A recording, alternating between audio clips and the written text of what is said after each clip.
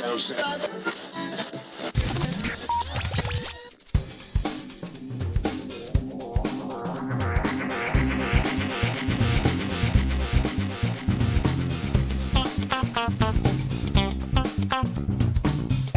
and welcome to episode 376 of Geektown Radio. I am back this week with... I'm on the radio too now. This is fine. What do you want to talk about? Robert, how are you doing? I'm doing good. I wish the weather where I'm at would pick a temperature and stick with it. Tell me about it, yeah. Well, it was 60 a couple days ago, and then a couple days before that it was snowing, and it's like 45 right now. Yeah, that's like the UK. It's just sort of snowing one week, heavy rain the next, then it's bright sunshine, and then, yeah. Apart from the weather, what else has been going on?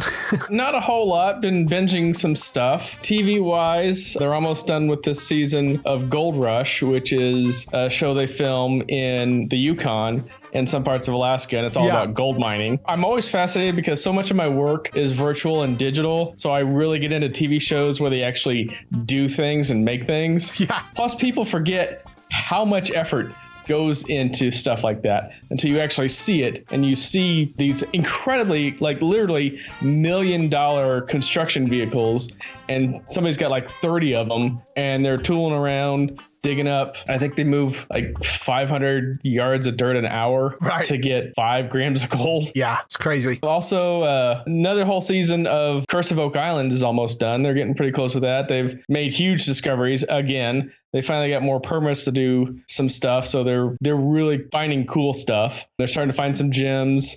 They're finding wood that's like 100 feet deep in the earth, and then they test it, and the wood's got gold embedded in it. Oh. They're testing water samples, and the water samples are coming back high concentrations of gold and silver. So there's definitely stuff there to find. TV-wise, outside of that, I'm kind of keeping up on the last season of The Flash. Has that aired over there yet? It's literally started this week, that. Okay. I won't spoil it for you, but I was so disappointed in how they did Red Death. Right. From the comics, Red Death is actually a merger of Batman and Flash. Right. Batman, there's some deaths happened. He's like, I'm sick of not having superpowers. He tries to get the Flash to give him Flash speed. Flash is like, no. And so Batman defeats him, straps him on the hood of a car like he's a hood ornament, max speeds, and then triggers a Speed Force event, and the two basically merge. And then Batman goes on a murder spree. Interesting. Yeah, None of that in the show. I've not seen that comic. I'll have to go and look that one up. Yeah. I'd never seen it either. They teased it like a couple, 3 seasons back. The actor whose name I forget that played Captain Singh, he was doing like some testimonial at the Flash Museum, and he dropped the name Red Death. Right. I looked up. I'm like, wow, there's no chance in hell they're going this dark, and I was right. Yeah, that's the problem with that show, is the budgets have been cut, and it's kind of obvious. And so, well, I mean, we could go in for hours, I'm sure, about like, you know, the problems with the DC shows. I mean, I'm actually working on, because I have access to HBO Max, which technically isn't launched over here, but, you know, through various press things, I have access to HBO Max, and I'm watching Titans at the moment. And just, I mean, regardless of the story, which, I mean, Titans is a bit shaky as well, but just the production quality from one show to the next is insanely different. I haven't even bothered watching Gotham Knights because the CW probably won't even do any more superhero shows. No. They've canceled damn near everything. I just don't feel the need to invest in it.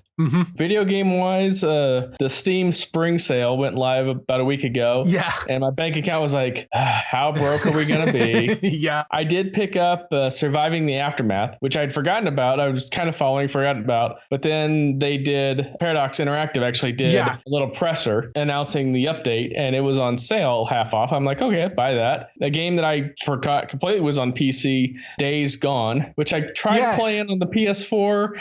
The controls is always going to be my issue. I'm just so used to the straight set with the sticks and the buttons, having them being offset for the Xbox controllers, having them parallel on the PlayStation 4 controllers. My brain just doesn't want to do it. Yeah. And that game was 90% off, so I got it for like $10. So yeah, bought that. I haven't had a chance to play it yet. I'm still finishing up Surviving the Aftermath.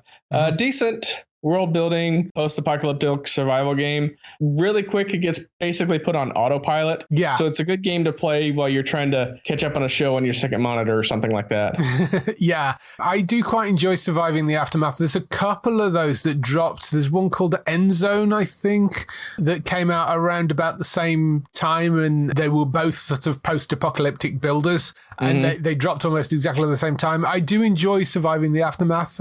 It's been quite a fun little game, and I drop in and out of it every so often. I mean, End Zone's all right as well. But yeah, I mean, I love those sort of building games anyway. But yeah, I thought it was quite a nice little set of that. I don't think I've checked out the latest update for it, so I might have to go back and have another look. It's a full DLC called Rebirth, but it's paid DLC, right, so it's not like an update. I can't remember whether I actually bothered to get that or not. I will have to have a look.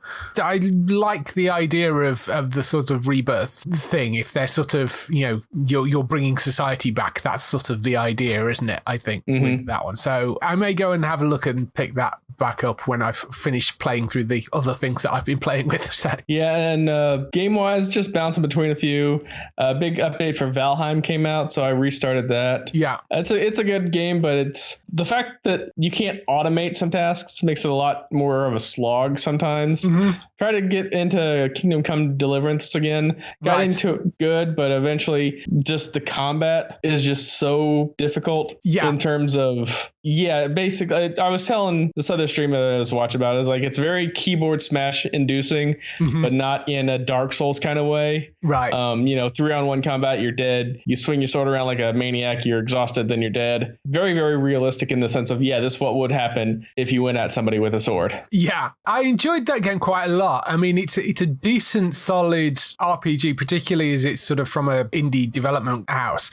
I thought they did a really wonderful job with it. But yeah, the combat is a little bit hard work to get through. I may have actually sort of set it on easy regarding that stuff, just because those sort of RPGs, I'm not really in it for the combat. I'm in it for the story, So. Yeah, and you can't compare the combat to any other game. It's unlike any game I've ever played that's had like first person combat to it. Yeah. But what impressed me was they did so much research on historical accuracy that their research actually got referenced in graduate papers. Right. Yeah. I mean, it doesn't surprise me because, I mean, you can, the area where it's set, there are photos that pop up on Reddit every so often of, look where I am. And they're in actual locations that are still standing today of sort of the monastery area and some of the villages and stuff like that. Some of the buildings and castles and stuff are actually there.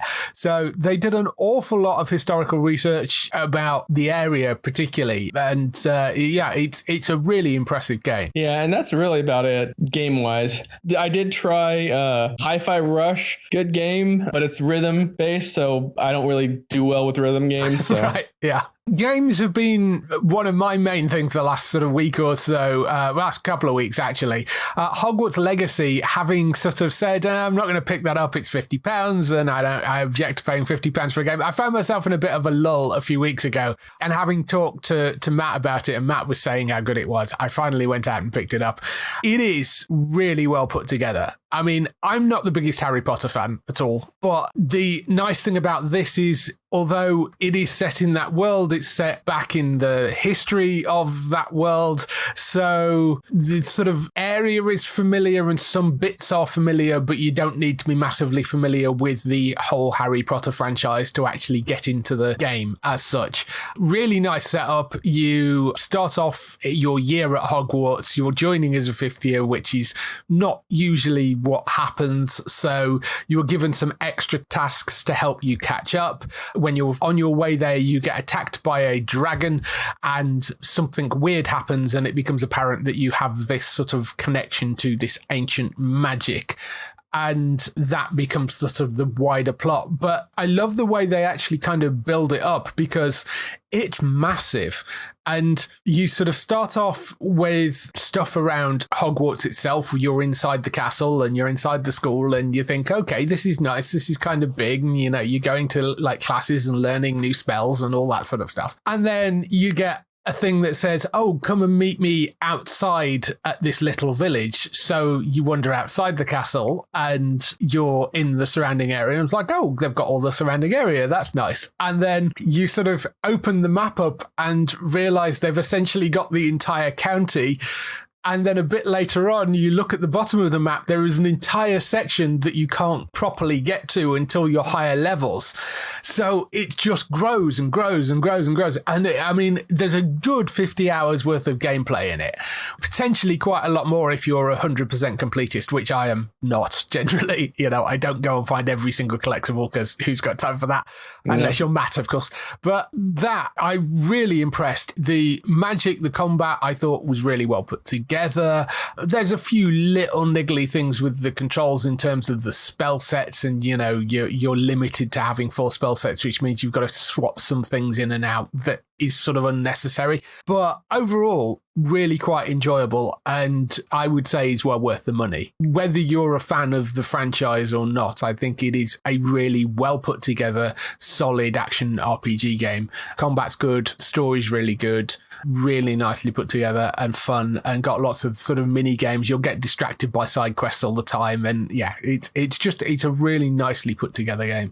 So I would say that's worth picking up. Whether you've actually come across that yet? I've seen some gameplay of it. I think the best explanation I heard is somebody said that you don't have to be a huge Harry Potter fan to play it and enjoy it. You're just going to get so much more out of it if you are. Right, okay. That may very well be true. Like I say, I've seen the films, I've never read any of the books. I'm aware of some of the bits and pieces, but I still think it's an incredibly enjoyable game, even for a sort of passing fan like myself. So yeah, that I think is a really solid purchase and well worth it, even at the high price point that it is, but still worth picking up, definitely. That's one RPG I've been playing. The other one which I picked up after that is Gotham Knights, which I'm currently working my way through, which essential setup for that is Batman is dead. You then are playing as Nightwing, Robin, Batgirl, and Red Hood. And those are the 4 characters that they've put together. It's sort of a continuation of the Arkham Knight games, kind of. There's a lot of it which has a lot of similar DNA to the Arkham Knight games in that it's a big open world Gotham, and you are wandering around and solving crimes and beating up bad guys.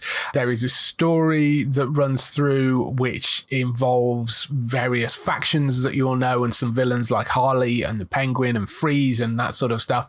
It feels reasonably familiar. The combat is very similar to the Arkham games as well. It's relatively fluid and is quite easy put together, but is still a bit of a challenge as well. We'll say, we mentioning controllers there, the keyboard and mouse control for it is rubbish, and I actually ended up switching to using a controller for it because there was just no way. It was absolutely awful trying to do it on mouse and keyboard. That would be my main problem with it, was you really have to have a controller if you're going to use it. I'm about 10 hours into it at the moment, and the storyline is fine. It's tricky when it comes to actually playing the characters because you'd think they'd work more as a group. And if you are playing multiplayer, you can have 2 players playing different characters at the same time. For people like me that don't like playing multiplayer, I'm out as one character out saving people in Gotham. And there are points where you think, hang on a minute, there are 4 of them. Wouldn't it make sense for if I'm having trouble to be able to call a sort of AI backup of one of the other characters to come in and help me out in this fight, which apparently, or certainly so far, I haven't been able to do, which seems a little bit strange.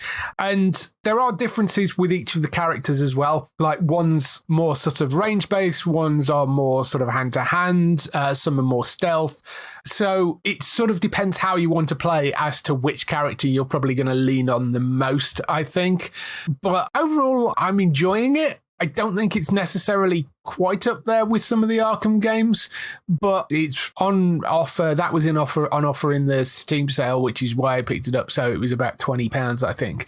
And for that sort of price, it was worth a pick up. I mean, the Arkham games were generally quite good. One of them was a little bit shaky, but I mean, it's got all the sort of things that you expect from the Arkham games in terms of going and finding collectibles. It's quite nice the way they've done the setup for this is you sort of have the Belfry as the headquarters and you go out and can do nightly patrols, and there are various crimes that you can pick up on your sort of scanner thing, and you can go and stop things which give you clues to advance the storyline. So, I quite like what they've done in terms of the setup. I don't think it's perfect by any stretch of the imagination, but it's still quite enjoyable. There was a couple of other things with games as well this week. Stranded Alien Dawn had a new update called Sow and Sell update. That's another base builder, which we've covered quite a lot on the website. Essentially, the basis for that, it's from Helmet Games, who are the people that did Surviving Mars and have done a bunch of other of these sorts of things. And in the initial version, you are playing survivors that have crashed on a planet. You've then got to sort of protect yourself from the local wildlife and go and farm crops and stuff to basically survive. And you can build yourself a little base. And you've got a group of like 4 or 5 survivors. You get some more that come along throughout the gameplay. And eventually the object is to sort of get them off the planet by, the sort of rescue pods come past and you can send them off the planet. What the Sow and Sell update does is it changes the dynamic slightly in that you are actually farmers this time who have purposely landed on this alien planet on a sort of one-way ticket. And the idea is that you use the land to farm and make money, and you're trying to make enough money to be able to buy the planet that you've landed on. You use the pod to be able to sell your product sort of back up to passing freighters and stuff. Really like the change in the gameplay with that update. That I think works quite well. It slightly bothers me that they've announced that the launch date for this is going to be, because it's in early access at the moment. The launch date for this is going to be April 25th, and they're doing a full 1.0 launch of it. But they've only got those 2 scenarios at the moment, and as far as I'm aware, they're not launching any more before launch, and it sort of feels a little bit potentially underdone for launching the full game. I mean, what they have is really well polished, but I was expecting a little bit more in the scenario side of things before they actually launched it. But I mean, Helmet are quite good at adding updates to their previous games. It has also got a lot of mod support as well, which their games tend to do. So maybe it'll be fine and there'll be more stuff coming out for it. But yeah, it's called Stranded Alien Dawn. Have you come across that yet? Because that's a Steam game. Yeah, I downloaded that. I got it and downloaded it a while ago. I did play it. Some of the functions I never understood, mostly with the survivor's happiness. It would seem like they would just be spontaneously depressed for absolutely no reason. And I wasn't a big fan of the AI because they would be like, I'm starving. Instead of going to food, I'm just going to wander around complaining about starving. Oh, I spontaneously died because I starved to death. Right. But I never went and got food. They have made a lot of improvements to that sort of stuff. So I think the AI things are working quite a lot better than they had done previously. It has been in early access for a reasonable length of time. So, like I say, they have a full launch coming out on February 25th. We'll see what they actually launch with. But I was surprised when they said they were launching that as early as they did. The other bit of game news, Satisfactory, which is a game which I really love, which is a first-person sort of building game where you build factories and you're sort of mining a planet. It's a bit like a sort of 3D version, first-person version of Factorio for anybody that's played that game. It was really funny because they basically said, we're releasing Update 7. They're probably going to be smaller releases from now on. We're heading towards maybe getting a 1.0 release because, again, it's in early access right now. And then a couple of days ago, they said, we're releasing Update 8, and the big change is we're moving from Unreal Engine 4 to Unreal Engine 5. So they're basically rebuilding or updating everything and switching the game engine at this stage. And having sort of gone and said, there's going to be no major updates really moving forward until we get to 1.0, and then come along and say, we're changing the game engine. Which is great. They're wonderful in terms of how they contact the community, and they've been very open about it and saying, look, this will screw a lot of things up potentially, but we feel that it's something that we need to do to future-proof the game. So we're doing it, and it's going to be glitchy when we first release it, and it'll be on experimental branch because they've got a sort of experimental branch before they launch it onto early access. So people can play around with it. But I'm really intrigued to see what they do with it. It's obviously up the base spec of the game as well. But I mean, that's a wonderful game. I spent hours and hours and hours in that. If you're into building games, it's certainly one I would recommend you go and pick up. Well, Unreal Engine 5 also did a presser showing off all their new tech. Did you get to see any of that? I've seen bits and pieces of it, yeah. Staggeringly beautiful when you can crank everything up to 11. Well, yes, that is the thing. And they will be utilizing some of that tech as well. Not all of it fully, but they are putting some of that tech in the game, like the nanite tech and stuff for the rock formations and that sort of stuff, and some of the lighting stuff they're using as well. But I get why they're doing it, because it's going to be future-proofing the game. But yeah, it's nuts that they're doing that at this stage in development. But good luck to them. They've been wonderful in how they've dealt with fans and people that have followed the game from the start. And I think everybody's very supportive of them that have followed the game. So, but yeah, Satisfactory, if you've not bought it, it's on Steam, it's on Epic. Go and get a copy if you're into building games, because it is brilliant. On the TV side, there's only really one new thing I've been watching this week, because, I mean, there's sort of Mandalorian and Picard and all that sort of stuff, which we're going through. But there was a new show which dropped Monday night, and it is called Rabbit Hole. It stars Kiefer Sutherland, who is playing a guy called John Weir, who is a master of deception that works in a corporate espionage world, and he's framed for murder. So that's the basic setup of it. It's quite a different character to Jack Bauer, which is what he's famous for in 24, and of course he's probably what most of us would like to see him go back and do or something. The scams that he's sort of running, I mean, not necessarily, I mean, it's corporate espionage, so the things that they're sort of running are, if you know the BBC show Hustle or the US show Leverage, they're very much in that sort of vein of kind of these clever, elaborate ploys that they're running to essentially steal money or push big corporations into doing things such as selling their shares so another corporation can come in and buy them at a lower stock price. They're sort of using it to manipulate markets and stuff. John Weir is the character that Kiefer plays, somewhat paranoid kind of character, you know, doesn't have a smartphone, doesn't have a big digital footprint.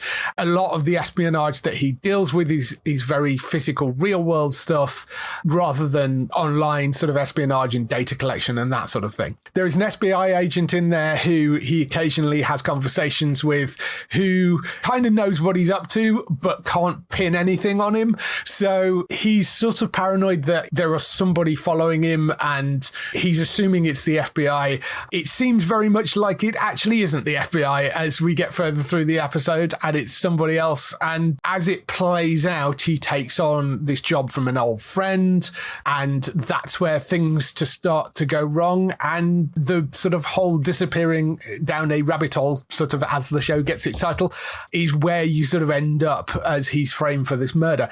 I really enjoyed the opening episode of that. I think it's going to be a really good one to check out. It's on Paramount Plus. It should be dropping in the US as well. So you don't have Paramount Plus, do you? I don't think. No, I dialed back on most of my streaming stuff. I have Disney Plus, but that's more because I already had Hulu, so that wasn't that much of an add-on. Yeah. I get Prime because I'm a Prime member, so I already got that for free. Mm-hmm. And I pay for Discovery Plus because it's got a lot of shows. It collects a bunch of random channels that I like to watch, and it's only $5 a month, so I don't mind spending it. I forget if I talked about this on your show or not, but a while back, I re-upped on my Netflix because I wanted to binge through Stranger Things Season 4 and Season 5 of Cobra Kai. $10 a month was the 480p service. I know. The fact that they tie the resolution of the broadcast to the price of the subscription is just outrageous to me. In this day and age, the fact that you're tying those two things together is appalling, and they should be ashamed of themselves. I really, really object to that. I mean, it's going to get worse over here in the States because they're pushing through another streaming tax. Right. It is ridiculous, some of the price. And Netflix, there is some stuff that I do watch on Netflix. I've been catching up with The Crown, which came out a while ago, and obviously Stranger Things and Shadow and Bone at the moment as well. So there is some stuff which I do watch on there, but if I was ever going to crop one of the streaming services off, that would be the first to go because it's very expensive for what it is. And I object to the fact that they tie the quality of the picture that you get to the price that you pay, which is just ridiculous. So, oh yeah. So what it is over here, 22 different states plus the District of Columbia are planning to implement a bill in October. Services that aren't permanently owned, like Netflix subscriptions, would be taxed at a 6% rate, while digital purchases such as ebooks would be taxed at a 5.5% rate. Because, you know, the economy's crashing, banks are collapsing. We got tons of money to tax out of us. Yeah, I know what you mean. Some of the economic decisions being made at the moment on both sides of the Atlantic seem completely crazy to me, but there you go. Anyway, that's the stuff we've been doing this week. Let's move on to some TV and film news. So we kick off the TV and film news with the renewals, cancellations and updates.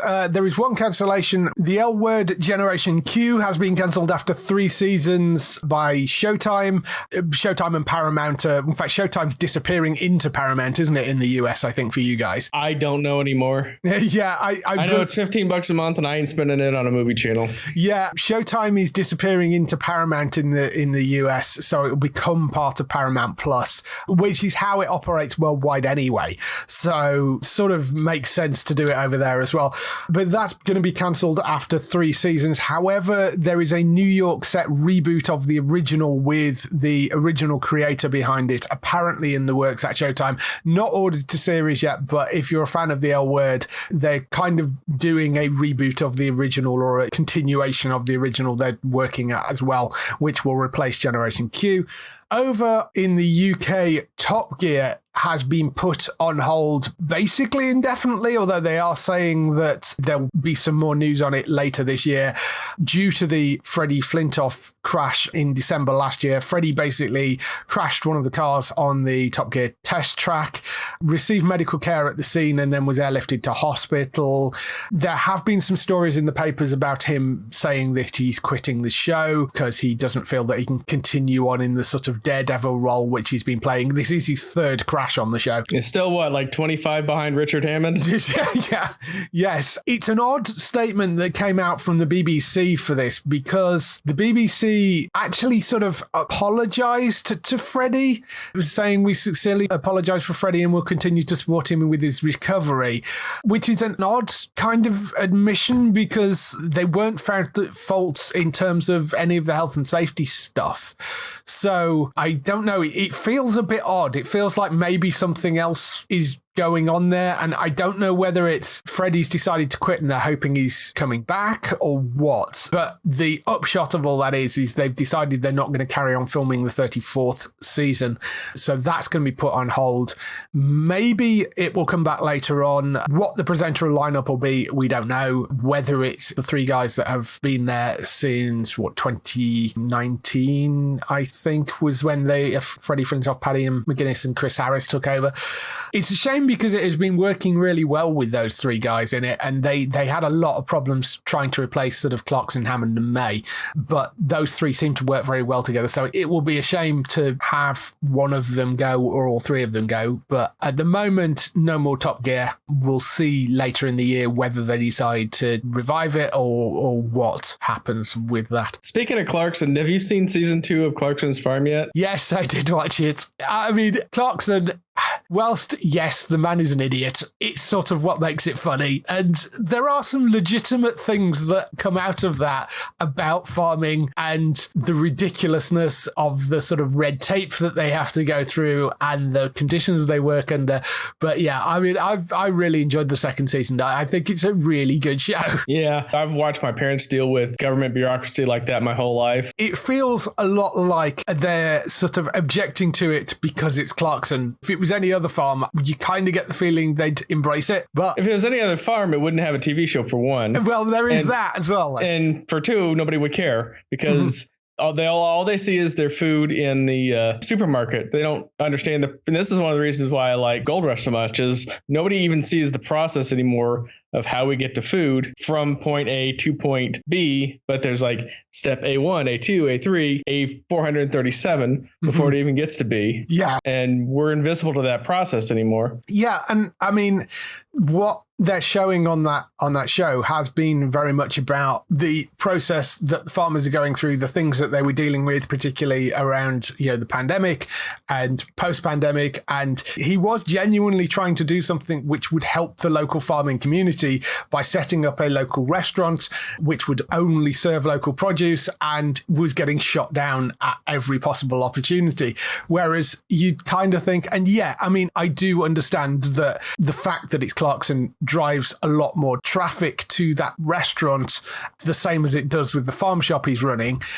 But equally, it would genuinely be something that would help support the local farming community. And you kind of think that they're just being belligerent about that for the sake of being belligerent. And yeah, it's a really interesting show. I mean, I know people have mixed opinions on Clarkson, and I entirely understand that. But the show itself, I think, is really quite well put together and quite interesting in terms of what it does and what it shows for the farming community. In terms of renewals, we've got Grey's Anatomy renewed for a 20th season. So that will be back. It was interesting when I posted this because, I mean, I don't watch this show, but a lot of people saying, yeah, it's kind of fallen off a bit in recent seasons. So don't know how much longer that's going to be around for, but it is the longest running primetime medical drama on TV and will remain so because it's coming back for another season. Son of a Critch, which is a Canadian show which he runs on Paramount Plus over here, that's been renewed for a third season. Accused and Alert Missing Persons Unit both renewed for second seasons at Fox. No UK broadcaster for those at the moment. You, which is the serial killer thing on Netflix, that has been renewed for a fifth and final season, so that will be back for one more. In terms of pickups and other news, Outlander, we have an air date for season 7. So season 7 part 1, because that's split into 2 bits. That is coming Friday the 16th of June on Stars in the USA and Lionsgate Plus. It runs in the UK. So it's 2 parts of 8 episodes. Second half of season 7 will air in 2024. And Netflix, I wasn't even aware they were doing this, but Netflix announced Mighty Morphin Power Rangers Once and Always, trailer for that and an April 19th premiere date for it.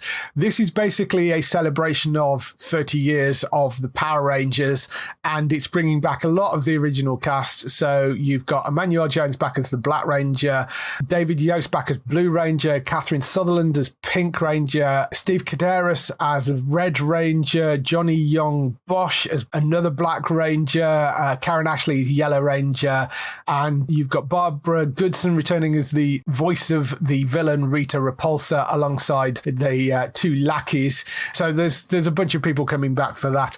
They've also got Charlie Kirsch as well playing Mina, who is the teenage daughter of the original Yellow Ranger Trini Kwan, who was played by Thai Trang, who tragically passed away in 2021 due to a car accident. They also pay tribute to her and Jason David Frank, who played the Ranger Tony Oliver, who passed away in 2022 after battling with depression. So they're also poignantly ignoring Austin St. John because he's currently in a criminal investigation involving wire fraud due to COVID relief funds. Yes, that was the other one as well. So they could have technically, I think, included him. I did read a bit of background about that because I think he has had some dispensation to be able to sort of travel, but he's got to get permission to do it and stuff. But I think they decided we'll just completely ignore him for that. So yes, did you follow any of the Power Rangers stuff? It was sort of bypassed me, a lot of Power Rangers. I mean, I'm still aware of it. But when it first originally launched, it was weirdly perfect timing for me because that was my first year at university and it came on at 9 a.m. on a Saturday. So, that's right when you're waking up from your study session. And it was something that I watched while I was working out. Yeah. And I don't follow it like extensively. I followed like the first 3 or 4 seasons. And then when it became obvious that they were rebooting every season for merchandising purposes, yes, I kind of fell off of it.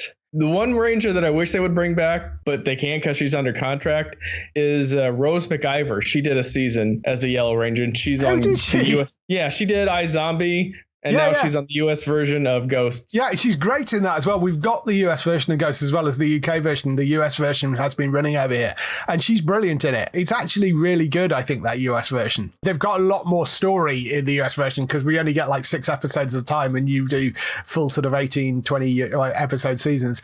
But we've only had the first season of that. But yeah, she's great in it, and she was wonderful in iZombie. Her season I describe as the most chemically induced fun season. Right. Because somebody was clearly on something when they wrote that script and made the Rangers and the Zords the way they did. Yeah, there clearly was a lot of drugs floating around at various points, I think, when they were writing bits of Power Rangers.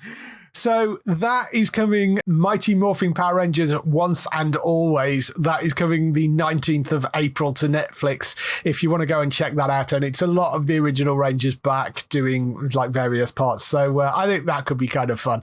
It's a movie that they're putting out for that, not a series. There was some other bits of news as well. There is Day of the Jackal, which is a adaptation of the book and the film that they've announced. He's coming to Sky in the UK, Peacock in the US, and Eddie Redmayne is going to star and exec produce in it. Day of the Jackal is a bold reimagining of the beloved and respected novel and film. While staying true to the DNA of the original story, this contemporary drama will delve deeper into the chameleon-like anti-hero at the heart of the story in a high-octane, cinematic, globe-trotting cat-and-mouse thriller set amidst the turbulent geopolitical landscape of our time.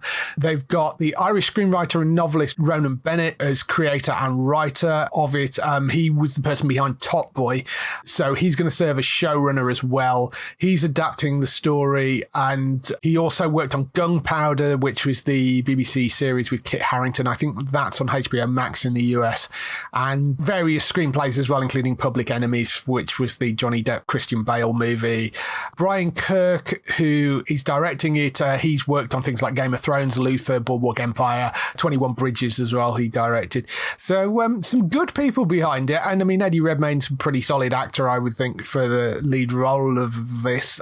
Sounds like it could be kind of interesting, I think, as a series. I can sort of see that working. I don't know whether this is one that would pique your interest. Honestly, I'm not familiar with the property at all. So I honestly wouldn't know if it's something that I would like or not. Plus, it's on Peacock, which is another paid streaming service. So I'm not paying $10 a month for that. Yes, fair enough. It's a sort of contemporary thriller. He's got like a sort of master of disguise anti-hero at the heart of it. So I like the setup for it. I think Eddie Redmayne's an interesting choice for that. And I think that could be quite good. But it'll be on Sky over here and Peacock in the US if you want to check that out.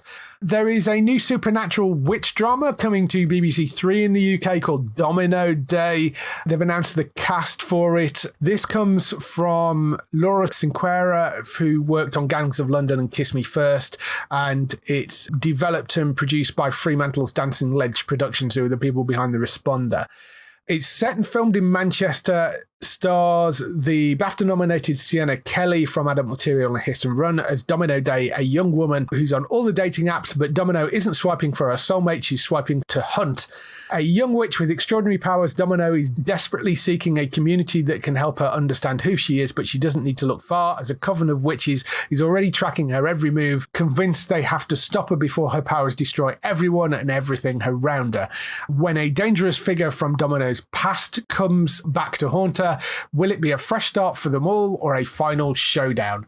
So that's the setup for it. The rest of the cast, I mean, I don't really know any of the names, so I don't really think there's a huge amount of point in necessarily reading them all out, but Lauren Sequeira is the person that created and wrote it. She's worked on Adult Material, Hit and Run. It's also got Charlene James, who worked on Discovery of Witches and the Rising, Harlem Muraz, who worked on Secret Invasion, the upcoming Disney series as well on it. So Yeah, I mean, decent set of people behind it. British supernatural drama, which we don't get a huge amount of over here.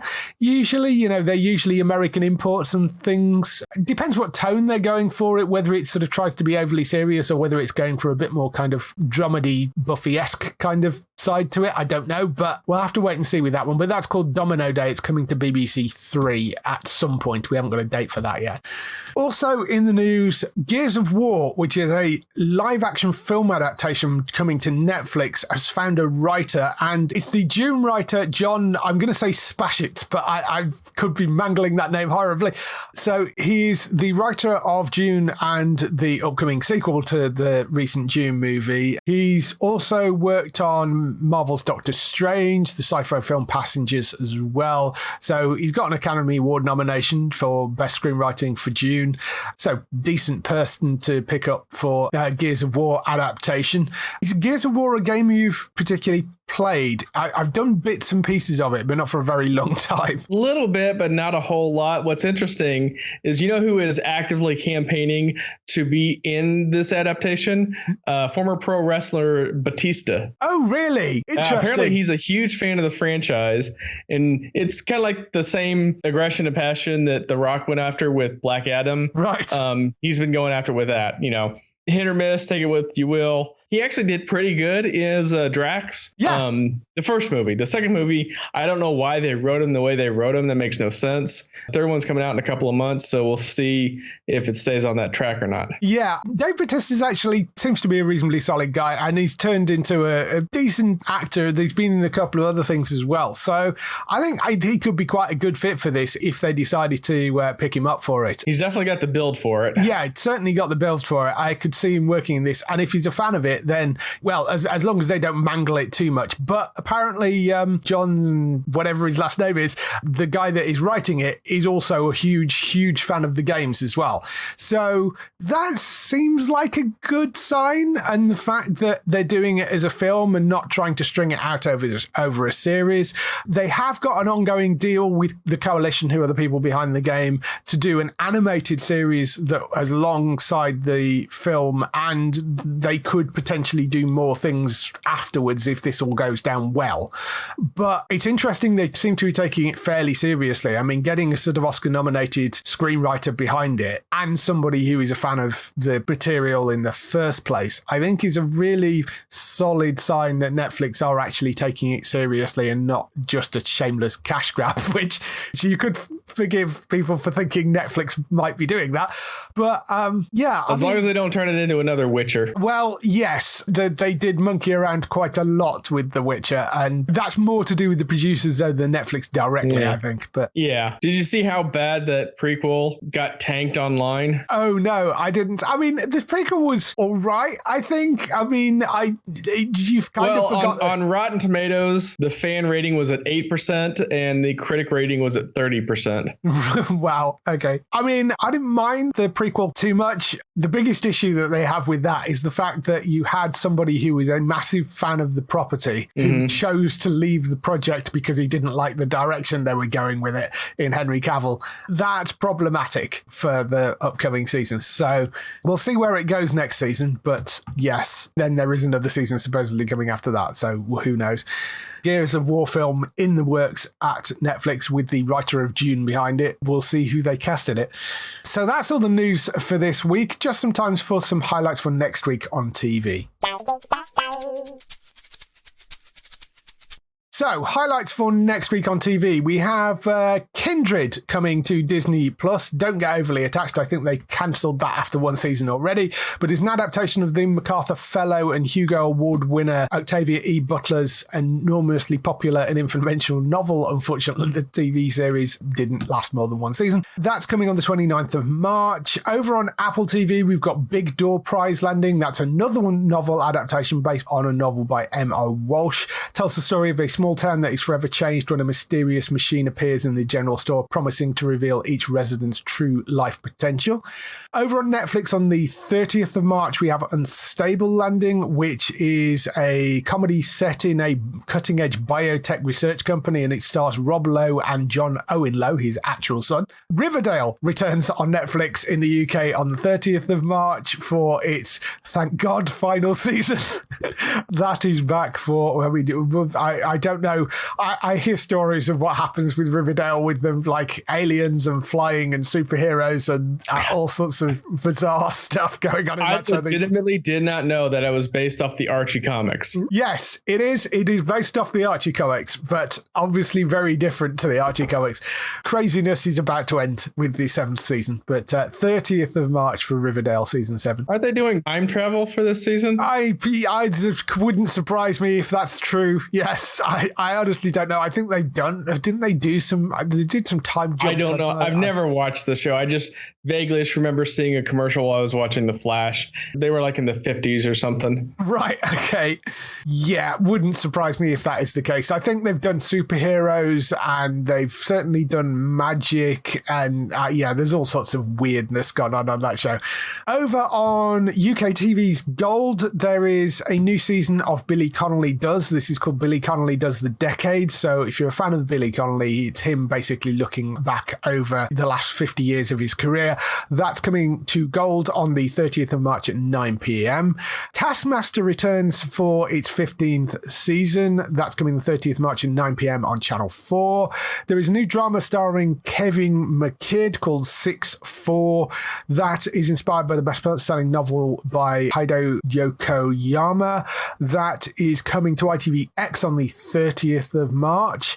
Over on Prime, there is a TV show called The Power coming, which is set in a world with suddenly, without warning, all teenage girls in the world develop the power to electrocute people at will. That's coming the 31st of March on Prime. There is a show called Late Night Lycett, which is a chat show with Joe Lycett. That is coming on the 31st of March at 10 p.m. It's live as well, so sort of a bit like TFI Friday, basically, but 31st of March at 10 p.m. for that. And Doogie Kamekola MD returns for its second season. That's 31st of March on Disney+. So that's all the stuff you've got coming in the next week. For more of Robert and more of Matt as well, you can go and find them over on Entertainment Talk. You don't have social media things, do you? So I have them, I just don't use them. Fair enough.